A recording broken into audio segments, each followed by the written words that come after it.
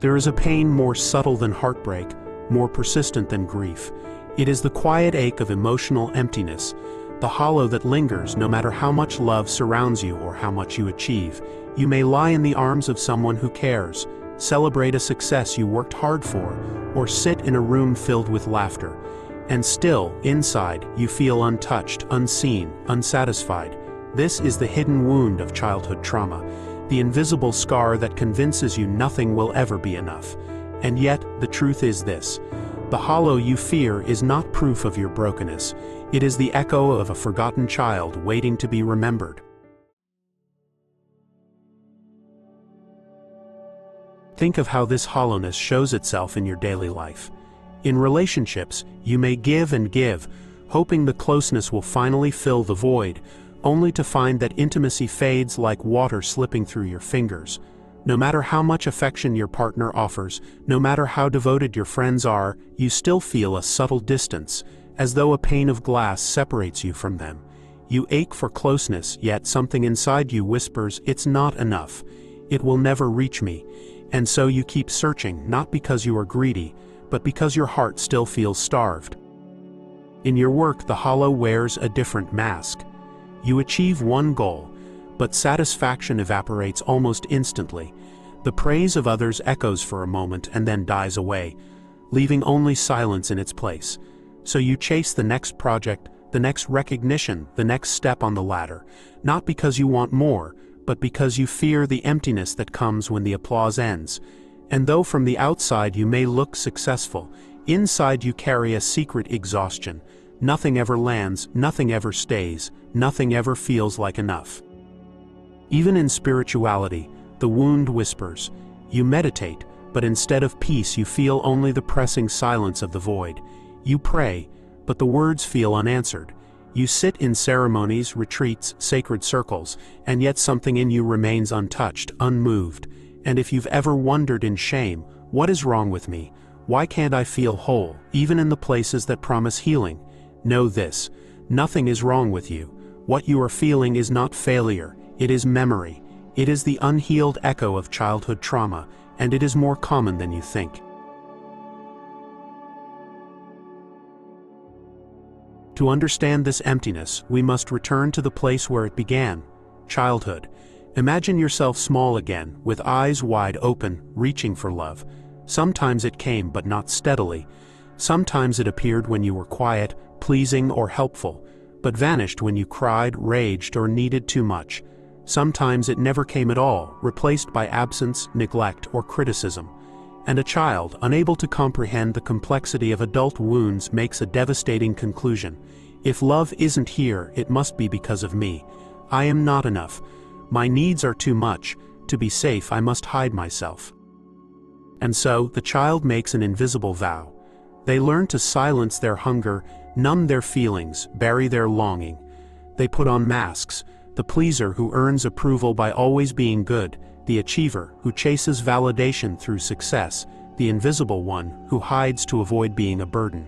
These were not weaknesses, they were survival. The child discovered strategies to endure in a world where love felt conditional. But these strategies left behind a hollow, a chamber where unmet needs were locked away, never to be spoken of again. That chamber is the emptiness you feel now. It is not a punishment, not a sign of brokenness, not evidence that you are unworthy. It is the echo of a child still waiting to be seen, still waiting to be held, still waiting to hear the words that never came. You were always enough. You were never too much. It was never your fault. Until those words are spoken, the hollow remains. But once you turn back and listen, once you dare to remember the child within, the emptiness begins to soften. It no longer demands proof. It begins to open as a doorway, not to despair, but to healing. The hollow of childhood does not stay buried in the past. It grows with you, shaping your adult life in ways both visible and invisible. In love, you may feel a hunger for closeness that never fully satisfies. Even when your partner offers affection, even when friends show devotion, the love slides across the surface like rain on glass, never soaking through to the depths. So you cling tightly, fearing abandonment, or push others away, fearing that if they see the real you, they will confirm what the child once believed: you are not enough. Relationships become places of performance rather than rest, tests you never quite pass, mirrors that reflect back your hidden wound. At work, the same emptiness shows its face in another disguise.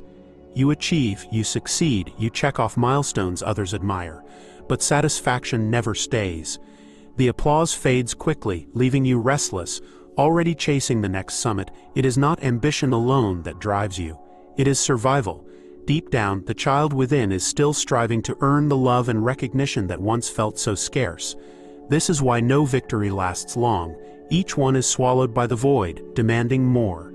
And so you find yourself exhausted, running harder, unaware that the treadmill you are on leads nowhere but back into the echo of the hollow.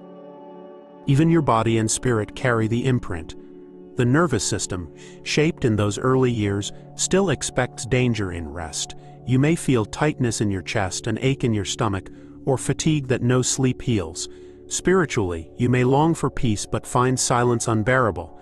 Meditation feels like emptiness, confirming your fears. Prayer feels unanswered. Healing feels incomplete. And if you recognize yourself in these words, if you feel the resonance of your own story here, let it be spoken. If something within you stirs while hearing this, share it below. For when the hidden ache is named, it begins to lose its power.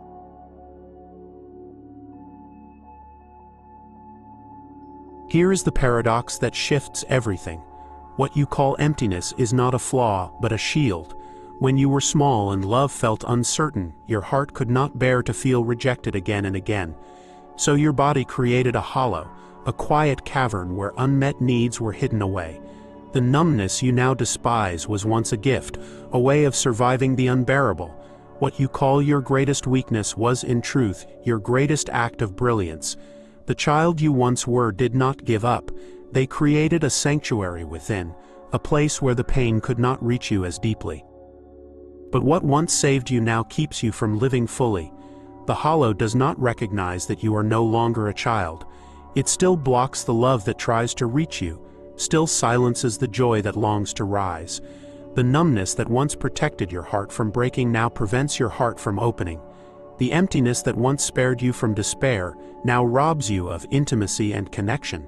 You are no longer living in the unsafe home of your childhood, yet the body behaves as if you are, and so the shield, once sacred, becomes a prison. And yet, within this paradox lies an invitation. If emptiness once protected you, it means it carries wisdom. Instead of condemning the hollow, you can begin to honor it, to thank the child within for their cleverness, for their determination to survive. In doing so, the hollow transforms. It becomes not an enemy to destroy, but a doorway to step through. The emptiness, once unbearable, begins to reveal itself as the threshold where healing begins. For when you see it this way, shame dissolves and compassion takes its place.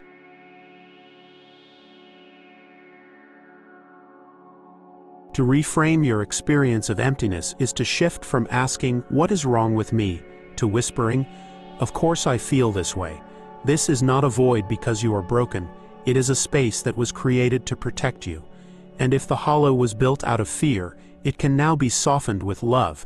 The emptiness is not a black hole swallowing you whole. It is an open space waiting for presence. Each time you breathe into it, each time you sit quietly without rushing to fill it, you are telling the child inside, "I see you. I am here. You no longer have to guard me in this way." Slowly, the hollow shifts.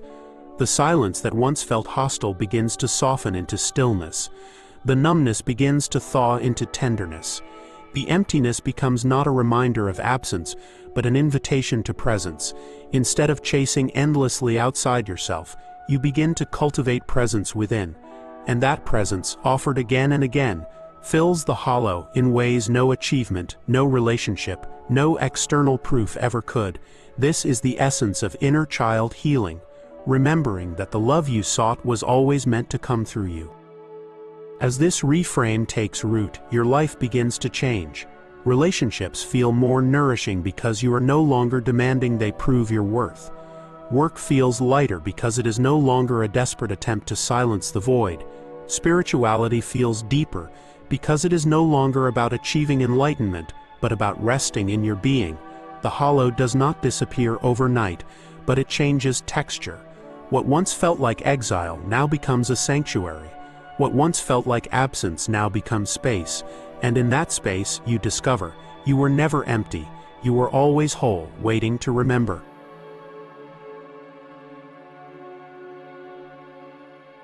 Reframing the hollow is not a single realization, but a practice, a daily turning toward what you once ran from. It begins with presence, the willingness to sit with your emptiness without trying to cover it, fix it, or escape it. This is how you begin teaching your nervous system that silence is not abandonment, stillness is not danger, emptiness is not death. You breathe into it gently, as if breathing into a child's locked room, and say, "I am here. I am not leaving." With time, this softens the survival pattern written in your body. What once felt unbearable becomes tolerable. What was once hostile becomes tender. And through this, you discover that the hollow was never a void, it was a waiting place. This shift is not about erasing your past, but about integrating it. Trauma recovery is not achieved by pretending the wound does not exist, but by recognizing that even the wound carries wisdom. The hollow is proof that you endured. It is the evidence of your resilience, the record of a child who found a way to live in an unsafe world. When you approach it with reverence rather than judgment, the hollow begins to change texture. It no longer echoes with shame but hums with memory. It becomes the soil where compassion grows, both for the child you were and for the adult you are becoming. In this way, emotional healing does not erase your story, it sanctifies it. As this reframe takes root, you may begin to notice small shifts in daily life. A moment of love that once felt distant now lands with warmth. A success that once felt empty now brings a spark of joy. A silence that once triggered panic now feels like peace.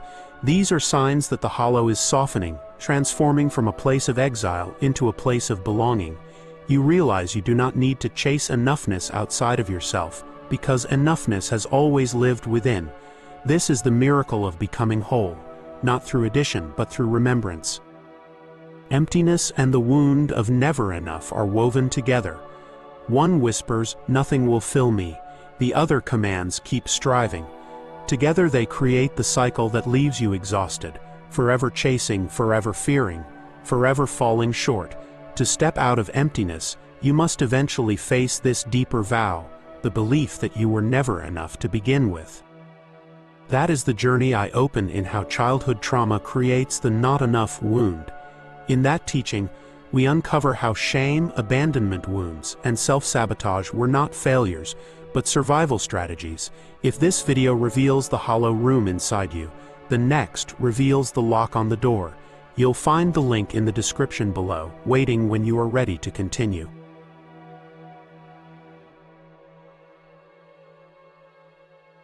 And yet, even now, as you listen, remember this: the hollow is not your enemy. It is the space where your unspoken emotions have been waiting. Each tear you never cried, each longing you never voiced, each need you silenced has been kept safe here, waiting for the day you were strong enough to feel them.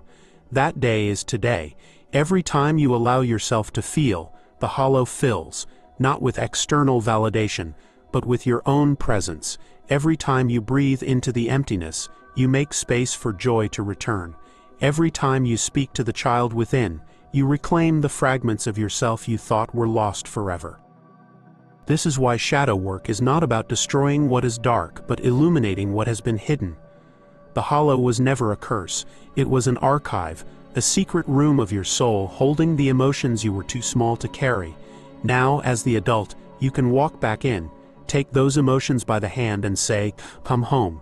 You belong here." In this way, emptiness transforms into capacity. It becomes the space where new life, new love, and new authenticity can root themselves. This is what becoming whole truly means, not perfection but presence. Carry this with you. The hollow is not proof that you are unworthy, it is proof that you endured. And endurance is not the end of the story. Healing is, wholeness is, love is. As you walk forward, know that the emptiness you once feared is now your doorway to becoming whole. What was once absence is now potential. What was once silence is now invitation. and the forgotten child within is no longer waiting alone. They are waiting for you to remember them.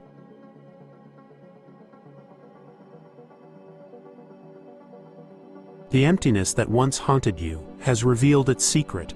It was never a void, but a waiting place. Every ache, every silence, every numb moment was the child within holding vigil, waiting for you to come back. And now, as you recognize this, you are no longer a prisoner of the hollow. You are the one who carries the key. Healing is not about filling yourself with noise, but about creating safety so that your own presence can return. In this way, inner child healing becomes less about chasing wholeness and more about remembering it. You do not need to earn worthiness. You need to remember it. You do not need to prove enoughness. You need to embody it. To reclaim this wholeness is to reclaim your life. Love, once filtered through fear, becomes a place of rest. Work, once driven by desperation, becomes an authentic expression. Spirituality, once another ladder to climb, becomes a river you float upon. The abandonment wound that once carved a hollow inside you now becomes a teacher of presence, reminding you how deeply human connection matters. The shame that once silenced your voice now becomes a reminder of dignity. Even self-sabotage, once cursed, becomes a signpost pointing you back to your hidden child, the one who learned to survive with brilliance. This is the paradox of becoming whole. What you once thought disqualified you becomes the very path of your awakening. The hollowness you carried is transformed into spaciousness. The silence that once terrified you becomes stillness. The wound that once defined you becomes a doorway into freedom. And as you walk through that doorway, you realize that nothing has been wasted, nothing was in vain. Every ache prepared you to feel more deeply. Every absence carved space for presence. Every shadow prepared you for light.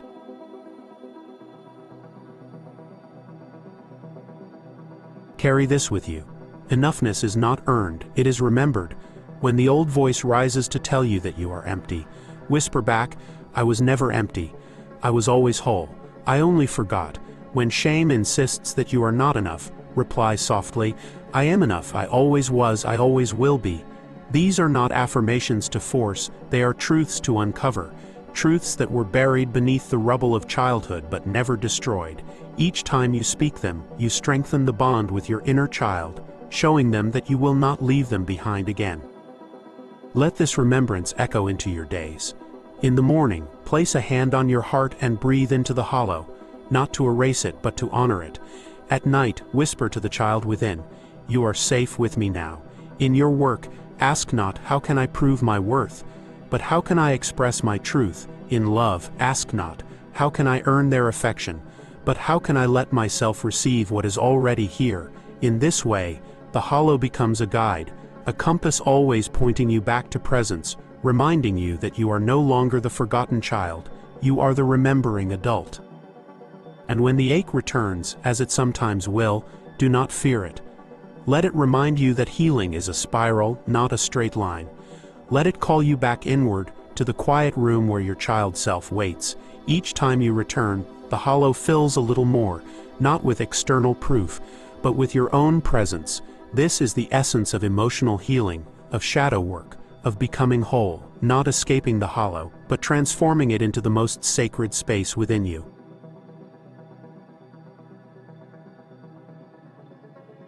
If these words found you, it was never by accident. They came because something within you is ready to awaken, ready to soften, ready to remember. Healing is not a distant summit. It is here, in each breath you take, in each moment you choose presence over proving, compassion over shame, love over fear. Your inner child will keep speaking, sometimes through silence, sometimes through longing, sometimes through emptiness. And now you know how to listen. Stay close to this journey. Subscribe, not out of obligation, but as a vow to yourself, that you will not forget this path again, that you will continue to walk toward wholeness, that you will keep listening to the voice within. Together we will continue this remembering, for you were never broken, never lacking, never unworthy. You were always whole, and now it is time to live as though you believe it. Carry these words with you into the quiet of your day. I was never empty. I was always whole. I only forgot. Let them echo, let them settle, let them root. And when the hollow calls again, return to them, and you will know the truth. Emptiness was never your enemy, it was the doorway back to yourself.